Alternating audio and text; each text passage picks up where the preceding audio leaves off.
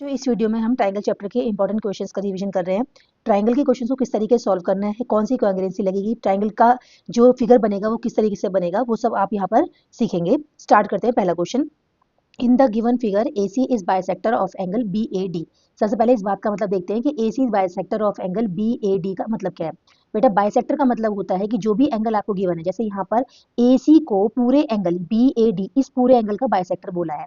तो बाइसेक्टर का मतलब क्या है कि ये हाफ हो जाएगा एंगल, दोनों एंगल इक्वल होंगे। सपोज कर लीजिए कि इस पूरे एंगल की वैल्यू 120 डिग्री है, तो AC ने एंगल A को बाइसेक्ट किया है, इसका मतलब दोनों एंगल हाफ हाफ हो गए हैं। ऊपर वाला एंगल भी 60 डिग्री और नीचे वाला एंगल भी 60 डिग्री। इसका मतलब इन्फॉर्मेशन हमारे पास ये आती है। सबसे पहले हम लिखेंगे कि angle BAC equal angle CAD, angle CAD। और क्यों है बेटा? क्योंकि AC इज बाइसेक्टर है किसका? ऑफ एंगल BAD का। बाइसेक्टर है इसलिए दोनों एंगल इक्वल हो गए। दूसरी बात, ये वाला एंगल भी 90 डिग्री का है और ये वाला भी 90 डिग्री का है, मतलब angle ABC equal angle ADC और इक्वल टू 90 डिग्री। कहाँ से है? गिवन है, ये आपके पास दिया हुआ है। तीसरा यहाँ पर ये है कि AC जो लाइन है वो ऊपर वाले ट्रायंगल में भी है और वो नीचे वाले ट्रायंगल में भी है। तो AC जो है ये होगी आपकी कॉमन साइड। तो इस तरीके से हमने देखा कि दो एंगल और एक साइड इन दोनों ट्रायंगल में इक्वल आ रही है, मतलब यहाँ पर कॉन्ग्रुएंसी लगेगी एंगल साइड एंगल कॉन्ग्रुएंसी। और इस कॉन्ग्रुएंसी से क्या हो गया?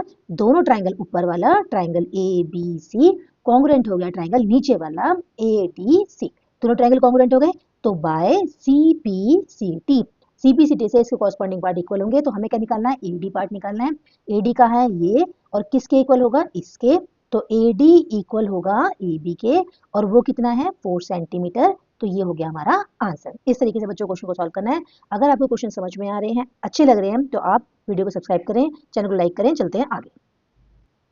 सेकंड क्वेश्चन है बच्चों, find the diameter of circle O2 if circle O2 congruent to circle O1। बेटा सर्कल का मतलब क्या होता है? सर्कल का मतलब ये है कि जैसे आपका ये वाला सर्कल है, इसका नाम रख दिया हमने O1। दूसरा एक सर्कल है, इसका नाम रख दिया हमने O2। ये दोनों सर्कल है। अब ये दोनों सर्कल कॉन्ग्रुएंट है। सर्कल में कॉन्ग्रुएंट का मतलब होता है कि एक सर्कल के ऊपर उठाकर हमने दूसरे सर्कल को रख दिया, तो दोनों सर्कल कैसे हो जाएंगे? कॉन्ग्रुएंट। ऐसे वाले केस में इसकी रेडियस और इसकी रेडियस, दोनों की जो रेडियस है वो होंगी आपकी इक्वल। क्यों होंगी? क्योंकि दोनों कॉन्ग्रुएंट है। कॉन्ग्रुएंट का मतलब एक सर्कल के ऊपर दूसरा रखोगे तो बिल्कुल एग्जैक्ट एक दूसरे के ऊपर फिट हो जाएगा, आगे पीछे कुछ भी नहीं निकलेगा। ठीक है, तो हम यहाँ कह सकते हैं कि दोनों की जो रेडियस है वो सेम है, यानी कि रेडियस किसकी? Of circle O1। C1 मतलब सर्कल O1 इक्वल टू होगा रेडियस ऑफ सर्कल O2। ठीक है, दोनों की रेडियस सेम होंगी। अब यहाँ पर हमें रेडियस गिवन है O1 सर्कल की, तो यहाँ पर हमने पुट किया 6 इक्वल टू रेडियस हो गया हमारा रेडियस ऑफ सर्कल O2। कितनी निकल के आएगी हमारी? 6। लेकिन हमसे क्या पूछा है? हमसे पूछा है diameter of circle O2। O2 circle का डायमीटर बताना है। तो डायमीटर क्या होता है? Diameter equal to 2 into radius. अब रेडियस कितनी आई है? 2 इंटू रेडियस आई है हमारी 6। तो कितना हो गया बच्चों? 6 two 12 centimetre. This is your answer. इस तरीके से हम क्वेश्चन को इजीली सॉल्व करेंगे। अब देखते हैं, ये हमारा सेकंड क्वेश्चन था। अब देखते हैं थर्ड क्वेश्चन का सॉल्यूशन। थर्ड क्वेश्चन है बच्चों कि फोर ट्राइंगल ABC कोई आपका ट्राइंगल है, right angle at B. Third question है हमारा, फोर ट्राइंगल ABC, ट्राइंगल है ABC, right angle at B पर 90 डिग्री का है, AB इक्वल टू BC है, AB और BC दोनों इक्वल है।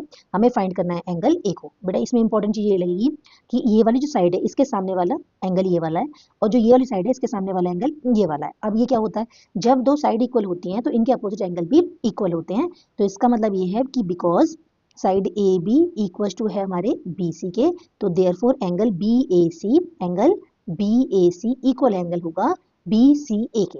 एंगल BCA क्यों होगा? क्योंकि opposite angle of equal sides are equal. ठीक है, यहाँ हम लिख भी सकते हैं कि opposite angle of equal sides are equal. ठीक है, तो are equal, opposite angle of equal sides are equal, ये हो गया हमारा, इधर हमने दे दिया।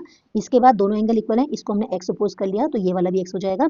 अब यहाँ पर ट्राइंगल के अंदर 3 एंगल होते हैं, तो 3 में से हमें 90 डिग्री वाला पता है, इन दोनों को हमने x सपोज कर लिया। तो अब लगाएंगे इसमें बाय एंगल सम प्रॉपर्टी। ठीक है, अब एंगल सम प्रॉपर्टी क्या होती है बच्चों?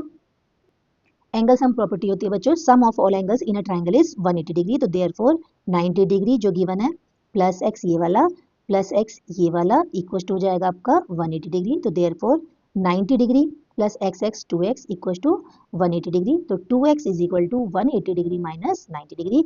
2x इक्वल टू माइनस कर देंगे 90 डिग्री आ जाएगा, तो therefore x is equal to 90 degree upon 2 cancel करेंगे तो 45 डिग्री। तो x की वैल्यू आ गई बच्चों आपकी 45 डिग्री। तो एंगल जो हमसे मांगा था ये वाला एंगल BAC और एंगल BCA दोनों निकल गए। तो therefore angle BAC equal angle BCA दोनों की value 45 degree. This is our answer. इस तरीके से हम क्वेश्चन को इजीली सॉल्व करते हैं। और अब देखते हैं नेक्स्ट क्वेश्चन। क्वेश्चन 4 बच्चों ये है हमारा, राइट द कॉन्ग्रुएंसी क्राइटेरिया 4। ये दोनों ट्रायंगल गिवन है हमें, इन दोनों ट्रायंगल में जो कॉन्ग्रुएंसी क्राइटेरिया लग रहा है वो हमें बताना है। तो हमने देखा ये वाला एंगल हमारा 30 डिग्री का है, ये वाला एंगल हमारा 30 डिग्री है, दोनों एंगल इक्वल दिए हैं। तो ये इसे कैसे लिखेंगे, angle ZXY equal angle LMN, angle LMN और इक्वल टू कितना है बच्चों 30 डिग्री का, पहली चीज। दूसरा ये वाला एंगल भी इक्वल है, यहाँ 70 है और ये भी 70 है। तो ZYX angle ZYX equal angle LNM और इक्वल टू कितना हो गया ये आपका 70 डिग्री का। इसके बाद ये वाली साइड XY साइड इक्वल है किसके, MN साइड के इक्वल, और कितनी है बच्चों 5 सेंटीमीटर। तो ये हमारा एंगल है, ये भी हमारा एंगल है और ये हमारी साइड है। तो क्राइटेरिया लग रहा है यहाँ पर बाय दो एंगल एक साइड बाय ASA क्राइटेरिया जो हमसे पूछा था। तो क्राइटेरिया हो गया ASA क्राइटेरिया, बस इतना आंसर है, ये हमारा सोल्यूशन है। अब सॉल्व करते हैं लास्ट क्वेश्चन। नेक्स्ट क्वेश्चन है बच्चों हमारा, इन ट्राइंगल PQR, एक ट्राइंगल है हमारा PQR, तो बना दिया हमने ट्राइंगल PQR। इसमें angle R equal to angle P है, एंगल P और एंगल R दोनों इक्वल है। QR की वैल्यू है आपकी 4 सेंटीमीटर, PR की वैल्यू 5 सेंटीमीटर, मांगा है हमसे PQ की वैल्यू मांगी। तो सबसे पहले हम देखा कि दोनों एंगल इक्वल हैं। कौन कौन से एंगल, एंगल P और एंगल R। तो एंगल R के अपोजिट साइड है हमारी PQ और एंगल P के अपोजिट साइड है हमारी QR। तो सबसे पहले हम लिखेंगे because angle P equal to angle R।